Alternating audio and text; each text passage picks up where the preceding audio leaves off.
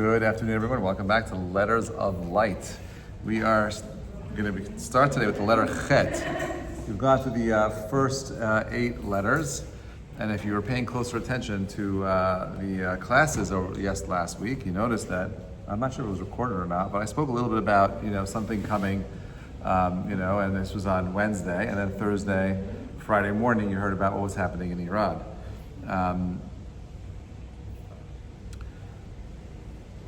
We live in very interesting times because the world could switch instantaneously. Hashem says, Pasuk says, Yeshua Hashem Kerev Ayin, says that God's salvation comes in the blink of an eye. And while it's still unclear what's happening in Israel and Iran, this war is far from over. With all of Israel's dominance in the sky, there's still a threat that's looming. The country is still under lockdown. And therefore, when we see our brethren going through these difficult times, we should be more mindful of giving charity, more mindful of making brachot with kavanah. We should be praying more carefully. We should be interacting with each other more carefully, because when we see the world under war, that means that God pulls out His kisei hadin. God pulls out the throne of justice. And the whole entire world is being observed through scrupulous eyes. And we're not accidental that we're a few weeks away from, or less even, like a week away from the month of Tammuz. The month of Tammuz, as we spoke last summer, is a month of din, of real justice and a challenge for the Jewish people. And hopefully this war comes to an end today, and our hostages are released, and that all the soldiers are home safely. Okay, so each letter tells a story, right?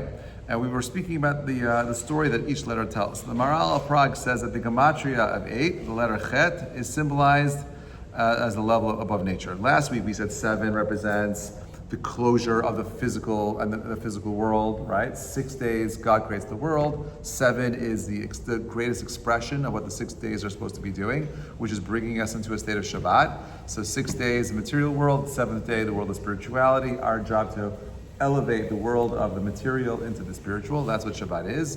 I make chalot. We have all these amazing dips and fish and meat and so on and so forth. All of that is there to help elevate the material into the spiritual.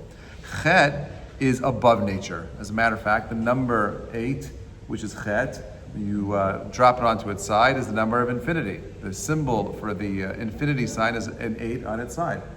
And then it comes from this idea that 8 represents beyond material. And remember, 7 days of the week represents everything in nature, right? That's the calendar, that's the world, that's the solar system, that's the planets, that's everything in the universe. That is 7. God creates that in 7 days. In addition to that, on the 7th day, He creates this concept of time and spirituality. Beyond 8, because every single day is really a repeat of the day before. Like, so today is Wednesday. What makes this Wednesday different than the last Wednesday and the Wednesday before it? Why do we keep coming back to the same Wednesday, right? Every Wednesday you got a class, same class, different topic, different title, different letter, but the same idea. You're here again, right? So this concept of the cycles repeating itself is a expression of the material world. It's always a repeat of what was. 8 is the number of infinity beyond anything that is physical. Correct, right? It's beyond the system itself. It's outside of the system itself. And this is what the Maharal is saying over here. He says, while the number 7 represents the structure of completeness in the natural world, right? 7 days of creation, 8 points to that which transcends it, a dimension of holiness and spiritual elevation. It's through Torah study, Torah and observance of mitzvot that Israel is empowered to rise above the constraints of the physical world. The letter Chet becomes a symbol of the Jew's capacity to move beyond the natural order and connect with the infinite, bringing divine consciousness into earthly existence. The transcendent aspect of Chet is reflected in many areas of Torah life, from the 8th day of the circumcision, Shmini Atzeret, 8th day following Sukkot, which stands alone as a day of intimate union with God. Whereas Zayin, 7 ends, Chet begins, inviting us to go beyond, to renew, and to become vessels for the divine. That is what Chet is doing. That is the ultimate expression of the letter Chet. Chet is about moving us out of the physical world that is meshed into the spiritual world and completely into a world beyond, into the infinite. This is why, like Rabbeinu Bachia points out, that there are 8 holy garments that Kohen Gadol wears. He points out also that there's 8 spices used in the temple service. Excuse me.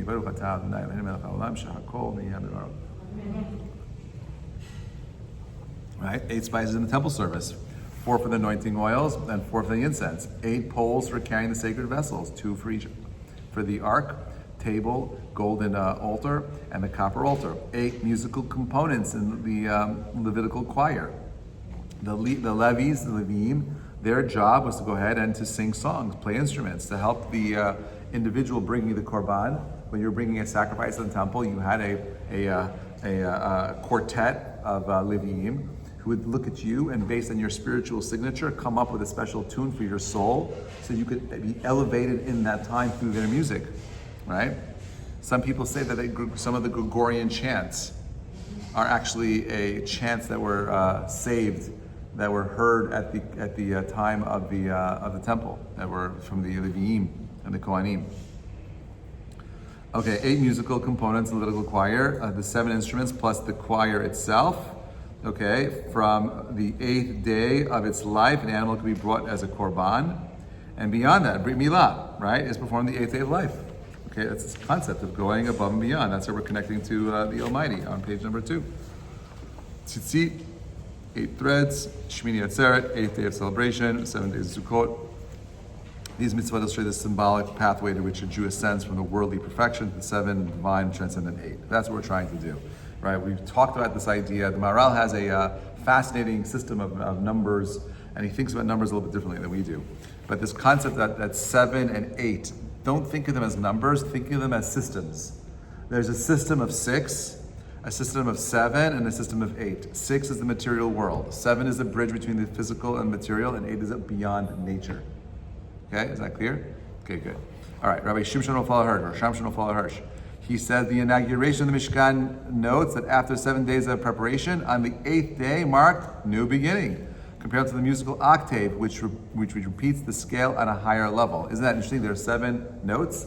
The 8th is going back again and going up higher. That's the number 8. Midrash Tanchuma says, grave the Shabbat for a child is not circumcised until he has passed through 1 Shabbat. Right? Each child lives. He has to have it 8 days before his Brit Milah, so that he could celebrate 1 Shabbat before his Brit Milah. That's what the Midrash says. Kohelet says, give a share to the 7th Shabbat and also to the 8th Milah. Right? So there's something special about these 2 different concepts, 7 and 8. Talmud Erechim, the harp of the temple, had 7 strings, but in the days of the Messiah, it will have 8. Signifying a future world of perfected spiritual harmony, a time when divine presence will become more fully revealed. That's what we want. This war that's happening right now in Israel is revealing God's hand, right? If you would have told me a week ago that Israel would have figured out a way of dismantling all of Iran's radar systems and their missile and their air force within 48 hours, I would have said impossible, miracle. Only way that would happen is a miracle. By the way, I'm pretty confident that when we look back historically at these events that we lived through, okay, we're going to hear about the miracles that took place, the hundreds and hundreds of miracles that took place to allow these things to come to fruition. You know, West Point, I have a cousin who is a student at West Point right now. And we know West Point teaches you everything about military battle, all the wars they go through, but they don't talk about the 6-day war because they say it's a miracle, right? They don't talk about this. You can't teach miracles. That's what the generals will tell you, is you can't teach the 6-day war. They'll learn every other war, but not the 6-day war. I'm hoping this is also a 6-day war, which would end today, right? And we want another one of those things, that we could say, like, it's this amazing thing that happened. We could talk about the war with Israel and Iran, and it was just like, it's a miracle. There's no way anyone else could reproduce this. Now, trying to scare everybody to Islamophobe was, saying this is for heading war. You hear that going around. Yeah, whatever. There's all kinds of things people are saying, tit for tat between Israel and Iran for propaganda. The bigger issue for me isn't Israel or Iran, it's China. That Israel was able to disarm all of the Chinese radar systems, which is amazing. because Israel claims to have the best technology. I mean, China claims to have the best technology in the world. So how did Israel so quickly unravel the whole entire security apparatus that China provided to Iran? Unclear. So Israel has found a cheat code for the Chinese systems, and I'm sure America is very excited for it, right? And everyone's studying this war very closely because how did Israel pull this off? Russia has been in Ukraine for almost 3 years now, and they don't have air superiority. They cannot penetrate the Ukrainian airspace. How did Israel, a country of only 9 million inhabitants, take over for another country that's 10 times bigger, 90 million people living in Iran? Unclear. But listen, to me it's obvious. To me it's because we believe there's a Borei Olam, there's a God. And while we see events as being events, I had the spy agency, the Mossad, they went in, and you don't think Russia has spies in Ukraine? Of course they do. You don't think the Chinese have spies in this country? Of course they do. Right? But I guarantee you they can't break down through these systems as quickly as they have. Right? So there's something to be said of here about it's Yad Hashem. Like, you have to see this is not about intellectual superiority. This is not about better intelligence. This is God. It makes no sense to me. Okay, let's just replay for a minute. We're talking about Chet and seeing the number 8, which is above and beyond nature. If you don't see what's happening in the world right now as a beyond teva, beyond nature kind of thing, you're missing the whole entire story, right? It was less than 2 years ago, October 7th, 2023, where Iran funded proxies called the Circle of Fire around Israel. Okay, they were paying Hamas, paying Hezbollah, paying the Houthis to attack Israel. And if it wasn't for Sinwar's ridiculous bravado, okay, we know now what, God forbid, could have happened. What would this war have looked like if in October 7th, 2023, it wasn't just Hamas coming in with their crazy, insane people doing what they did in those kibbutzim, right? It was also Hezbollah, also Iran, also Houthis. We would have been in trouble, in major trouble.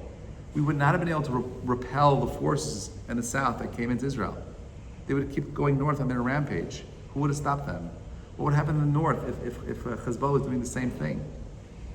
And we were too distracted with the firing missiles coming in. It would have been, God forbid, a disaster. And we see how, it was horrible what happened October 7th, but we were able to push that back.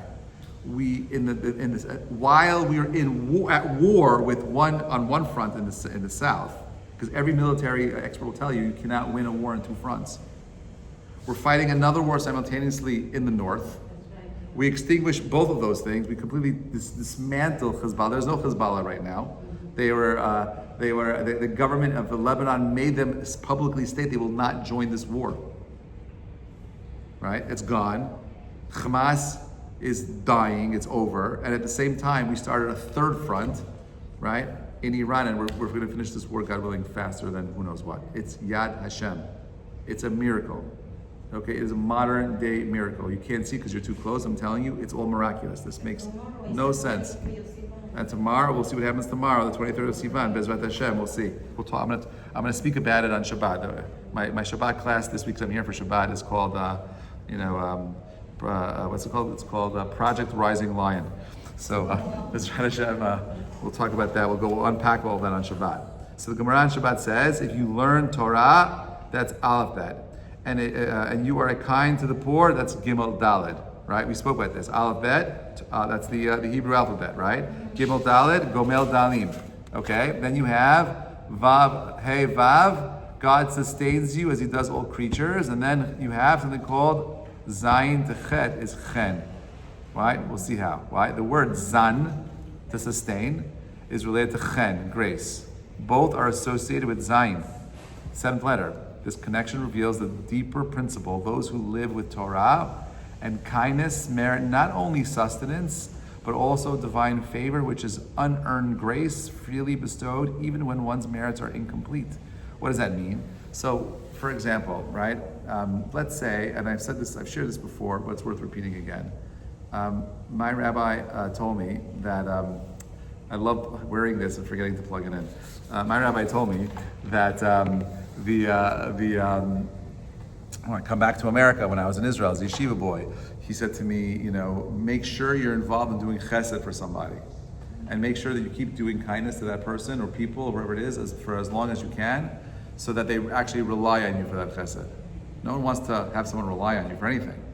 But he said to me the following, he said, like when you're involved in helping someone else, and they become dependent and needy, so to speak, for your kindness, then God forbid, if God wants to go ahead and bring a justice upon you, he has to weigh out the implications it has on all the people around you, right? So if he goes ahead and he has to go ahead and punish me for something, he has to weigh in all the other people that I'm helping. Because I won't know, if I'm punished and I'm no longer able to support those people, right? So then I'm leaning on the merit of the people around me, right? My sustenance leads to chen, to graciousness. God says, I can't punish this guy because he's helping all these other people. And in their merit, I am protected. In their merit, I get the things that I need. It's never your merit, it's the merit of the people around you. Now, if we lived in a world where we were constantly working with one another and caring for each other and protecting one another and supporting one another, we would live in a utopia. That's the world God wants us to create. The Gemara says in Barachot and Rashid Varim that chen, favor, refers to God's graciousness, extended even when a person's deeds do not warrant it. This is an attribute of chinam, a free kindness, when God helps not because of merit, but out of pure love and compassion. Indeed, a person can fully claim to achieve all that is expected of them. Even someone so righteous and scholarly may fall short before God's standard, yet God helps even those who are lacking. Manifestation of his infinite mercy. That infinite mercy comes to us when we are in a state where we're in a process where we're able to help other people around you. You see this in the Orach Chaim. He says, Noach matza chen b'nei Hashem. Noach found favor in the eyes of God. Noach lived in a generation so corrupt that he too could have been swept away in the flood, but he was spared because he found grace in God's eyes. Because of this, he was chosen to rebuild the world. Like, it always bothered me, like, why did God want him to save the animals? Why couldn't God save the animals? But when Noach was in the Teva, he was in a situation where he was the sole man responsible for maintaining the lives of these animals. Now he created a system of chesed. Since Noach, maybe he did not have the merit, but in the merit of helping those animals that needed to be fed and so on and so forth, we know that Noach and his family is saved. Right? It's not just the ark that protects him, it's the system that God creates, a microcosm of the world, which reminds us that we're here to protect, care for the world around us, and in that space, God will protect us. Rabbi Shamshon Hirsch, he says, this is Moshe speaking, show me your ways so I can find favor in your eyes. Moshe was asking not for personal gain, but to be able to lead Israel in harmony with God's will. Give me the chen, the protection I need to spare me from the sins that I may go ahead and accomplish so I can go ahead and do what is right. Protect me. Marsha and Pesachim says, Birkat HaMazon, we say as following. We say, Matza chen b'sechel tov b'nei Elohim ve'adam. Right? May we find favor and good understanding in the eyes of God and man. The part of God's grace, his chen, is that he enables us to be accepted by others. Right? Being accepted by others comes from God's chen. This was the case with Yosef Tzaddik in Egypt. Despite being the only Jew in a foreign land, he retained his piety and found favor in his eyes of Potiphar, quickly rising to a position of prominence.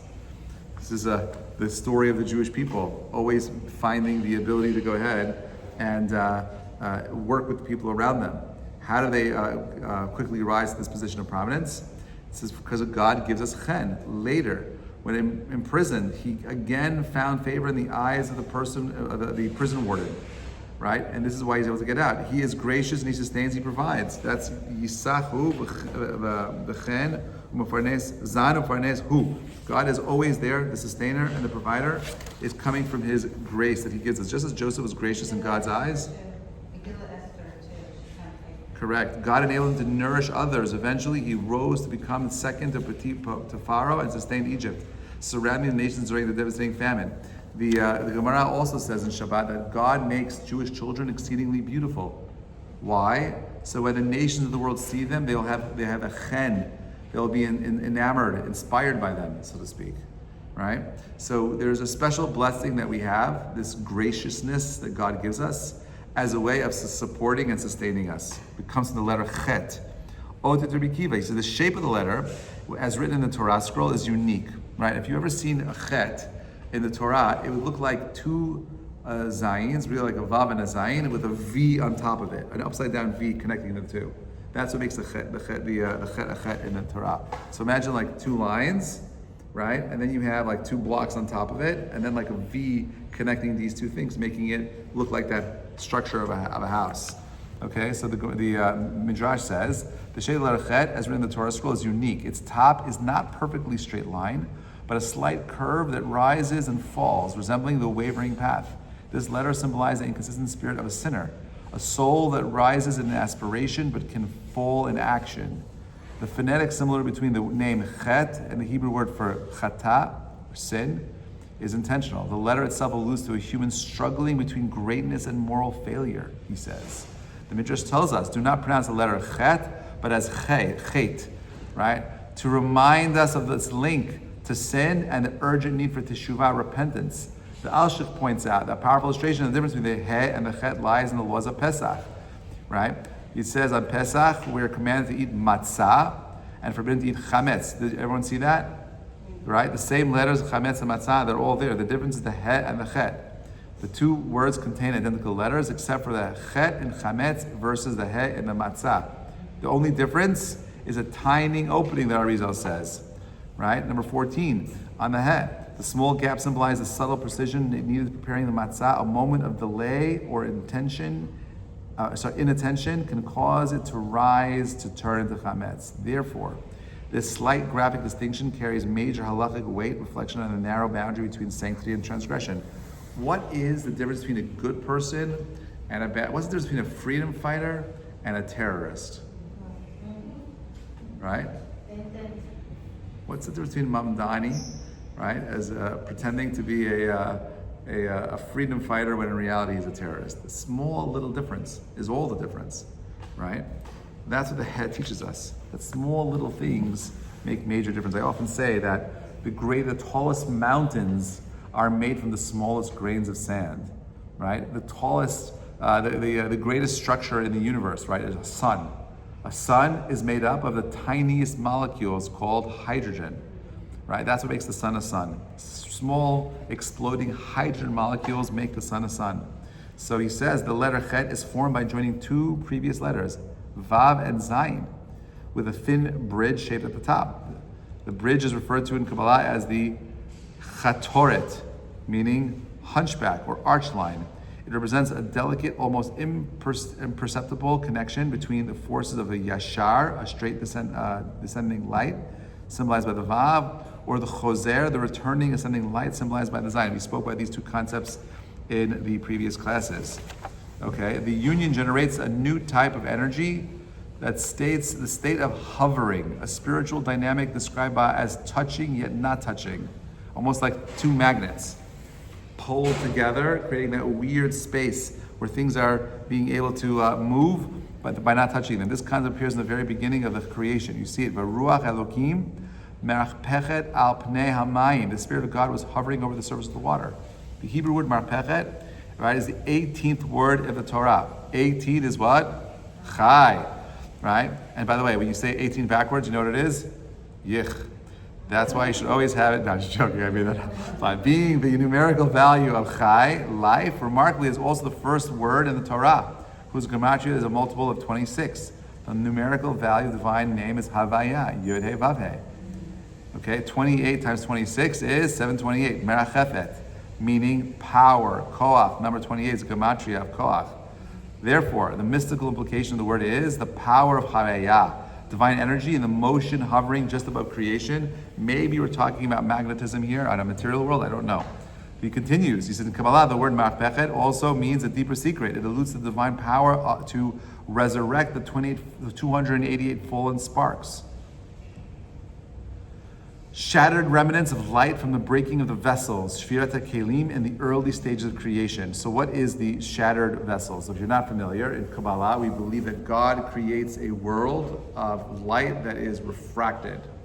The refracted light comes from the breaking of the vessels themselves.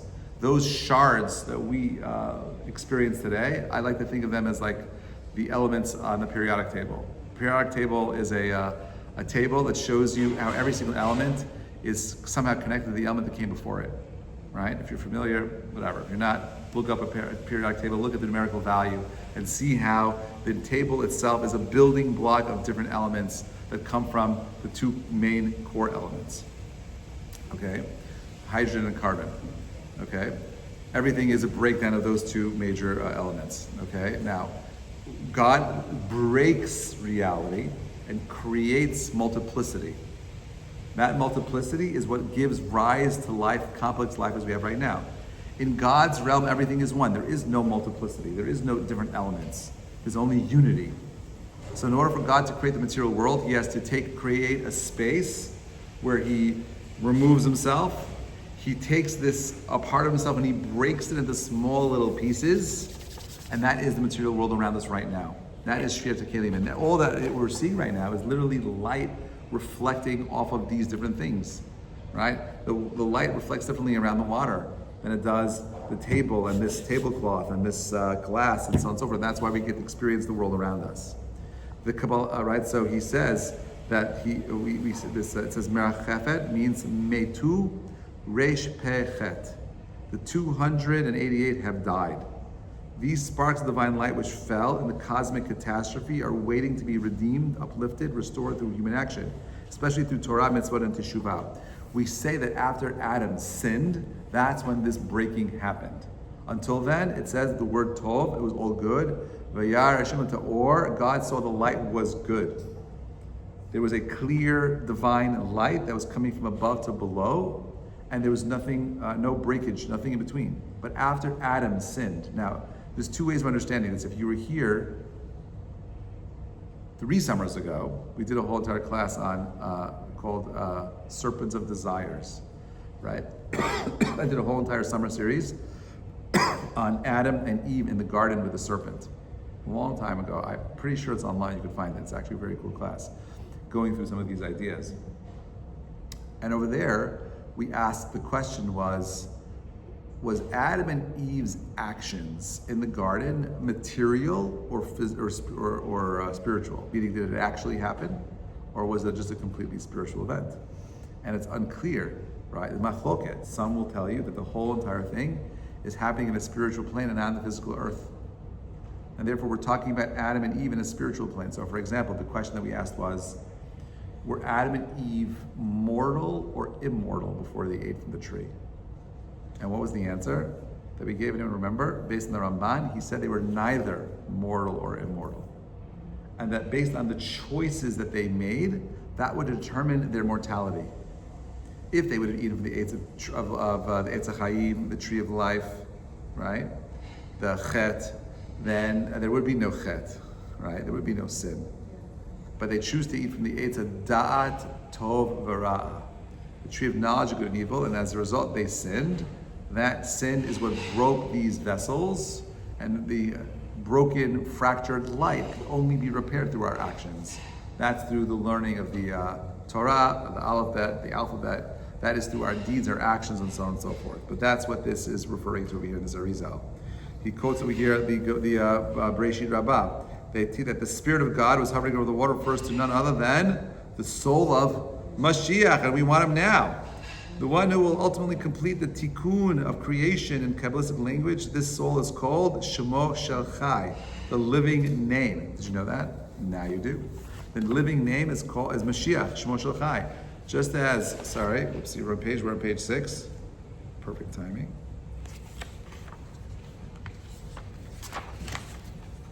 The living spirit hovers over history, waiting to descend fully into reality, much like the arch of the Chatoret on top, the Chet, always present, always potential, always poised to bring about redemption. It can happen at any time. You know, I often get the question is, well, Rabbi, when's Mashiach coming? I'm not sure if you saw this. There was recently someone posted somewhere this whole idea that if you look in Mishle, in the book of Proverbs, that famous song that was sung by Simon and Garfunkel, "A time to love, a time to," you know that song, "A Time." That song is called "A Time."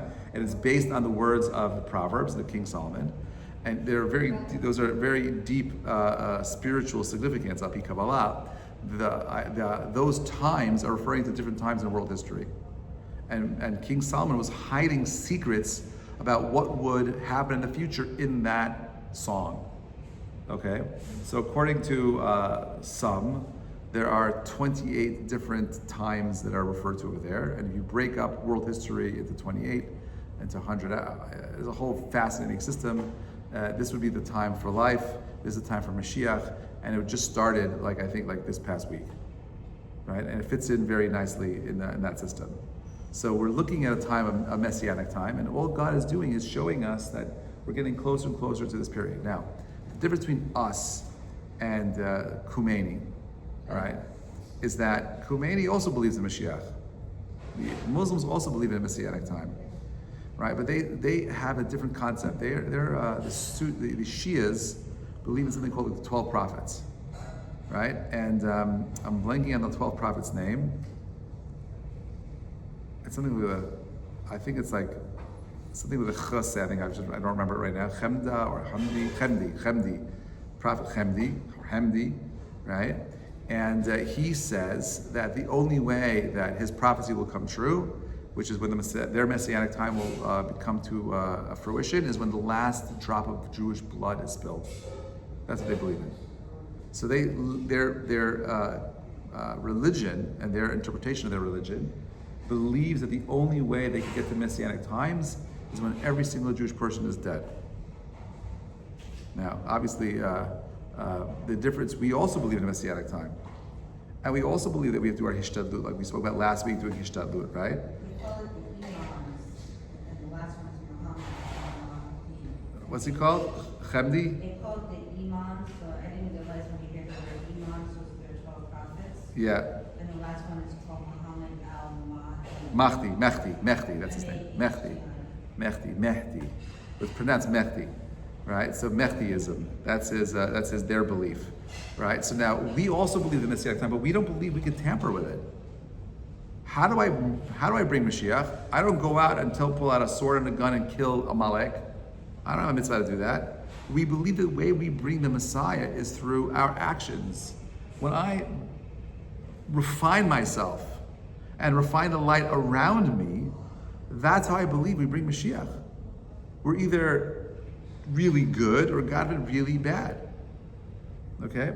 But there's no action that I can do to go ahead and change that. Mashiach is always there to come forward, and you have to think of yourselves as being individuals that are in that right spot to make that one right action that brings it. You understand that? That's the pressure that we live with. Not to go ahead and buy nukes and spend all that money on nuclear reactors. It's a joke. They don't need any kind of fuel. There's so much oil in Iran. They don't need nuclear power. All of a sudden they became climate activists. Oh, we can't burn fuel. We gotta get nuclear energy, right? That's not what they were trying to do. It's clear. Everyone agrees. I think they just did a study that between Democrats and Republicans, it's close to, on both sides, 80%, I'm rounding it up because it's like 78% Democrats and 82% Republicans believe that Iran should not have nuclear weapons. That's crazy. 7 out of 10 Americans today believe America should strike against Iran if they have nuclear weapons. That's crazy. That's an overwhelming majority of people in this country, right? We never unified for anything. But here it's clear, no one wants a tyrannical regime that believes that the way you bring Mashiach is by killing people. Those people should not have. This is why, by the way, Saudi Arabia, which are Sunni, not Shia, they don't have the same Nevi'im, the same prophets, the same rabbis that interpret their religion. Very different, right? So they're totally pro America and Israel wiping Iran off the map. They don't want these people to have that kind of power. Those kind of people should not have that kind of power. All right, so we're at number 17. Okay, the Zohar says the Hebrew word for Chet shares the root with the word with Chaim and Chet, right? Life and fear, right? Yirat Hashem Chaim. This connection reveals a profound truth. Life begins with fear, not in the sense of terror, but in the awe-filled shock of becoming aware. The first experience of life is kind of existential, an existential trembling, the jolt of the soul awakening, first pulse of consciousness. From the initial point of fear, life expands. One's awareness deepens and broadens into a life of consciousness and unfolding perception of the world and the divine reality. As this consciousness matures, it becomes increasingly drawn toward the goodness inherent in creation. As Torah says, Ra natati lefnechem hayom chayim v'tov hamavet v'ra. Right? To perceive good is to adopt optimistic orientation toward life. That is the Jewish view. That's what chayim means. Let me just finish this. Conversely, the consciousness that fixates on evil is drawn toward death, as the verse continues, hamavet v'ra, and death and evil. Right? So, it's interesting when what do we do when we take two people, have a glass of wine, and we want to make a toast? What do we call that? A l'chaim. All right? How would you translate the word l'chaim? To life. But that's really the wrong translation, right? Because in Hebrew, the word to life is chai. When you add a yud mem to the end of a word, what does it do to it? It makes it plural. So the proper translation, l'chaim, is to lives. So why are we saying to lives when we drink?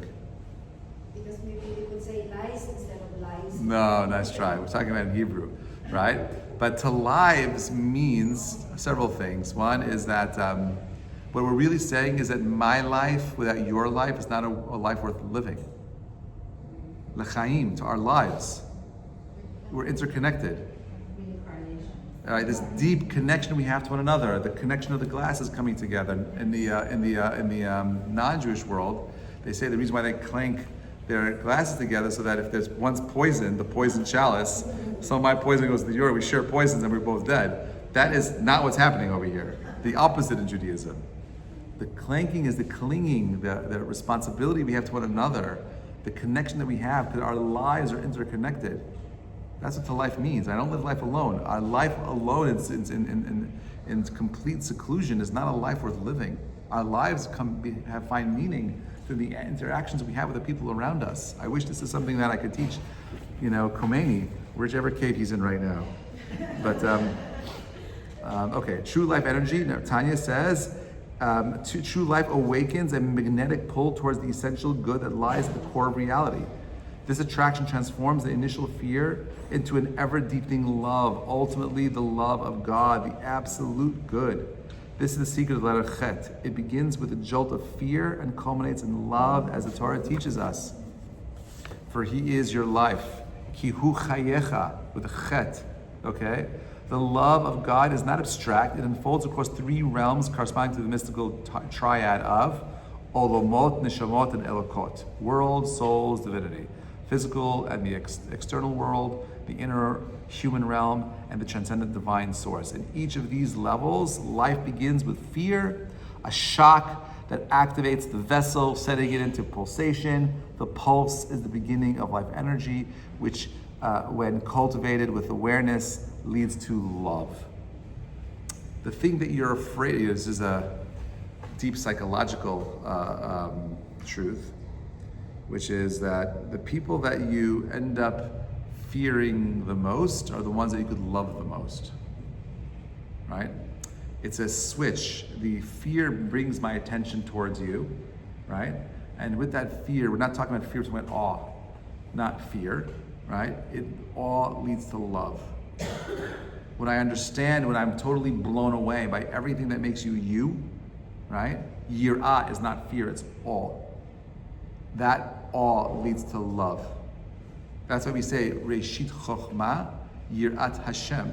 The beginning of all wisdom is the fear or the awe of God. How does that happen? Well, it opens me up. It wakens me up. I remember as a kid, I think some of us are just born with a deep, innate truth that there's a God. As a kid, I never felt like I was alone. I walked outside in nature, I felt like there was something there with me. I never felt like I was, and I deeply remember when I was like 4 or 5 years old, remember that first terrible lightning thunderstorm that you experienced as a child, right? And you're this fear that overtakes you. I remember that first one. I remember the first lightning storm, thunderstorm that I experienced. It was on a Saturday.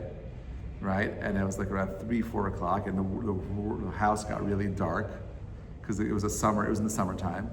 And I remember the streaks of light and that my house just trembling, this terrible sound of the thunder like roaring in your home. I ran out, I hid under my bed. So my sister's like, "What are you doing?" I'm like, "God's angry at me." I'm like, why else is there lightning in my house and thunder and this and that? I remember feeling afraid. But I look back to that feeling of like of that awe. It wasn't fear, because I didn't understand what that was, but it was the awesomeness of the experience. That curiosity led me to learn to love God. Like, why did I have that feeling? Where did it come from? Why is that my default reaction? Why is that the reaction I have to seeing something as a child that is so incomprehensible to a child, that leads to some kind of curiosity that leads to something more, right? That's what the letter Chet is representative of in the alphabet. So the structure. So the Chet represents a gateway, right? It looks like a gateway. The power to enter higher spiritual energy and exit back into an ordinary reality. That's the infinity. The ascent of the worlds on Shabbat and their descent after Shabbat. 7 transcending out of, going into 8, which is leaving that higher spiritual state and coming back into this lower physical state. 8 vertices of a cube, a symbol of multidimensional expansion. We spoke about that last week a little bit. 7 leading to 8. God is one in the 7 heavens and the earth. You have 8.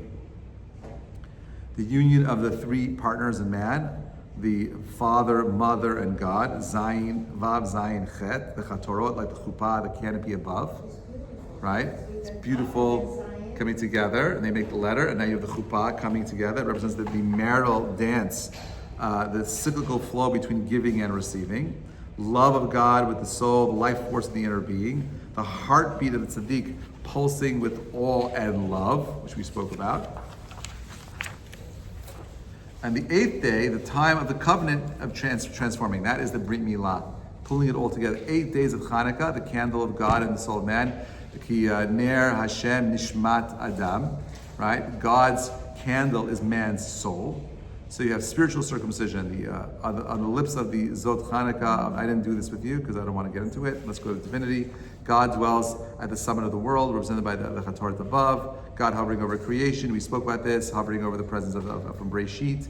The union of God's transcendence, God's immanence. God is there, and then He becomes apparent to the Jewish people. That's what Har Sinai was. And lifting the mountain was that V, the Chatorot, that creates the chuppah for the Jewish people. Union of God, transcendence, and is in loving God with body, soul, and essence. Life force of life itself, this essential divine vitality and animating existence. The gateway to infinity, Chet, as the number 8, transcending the natural cycle of 7.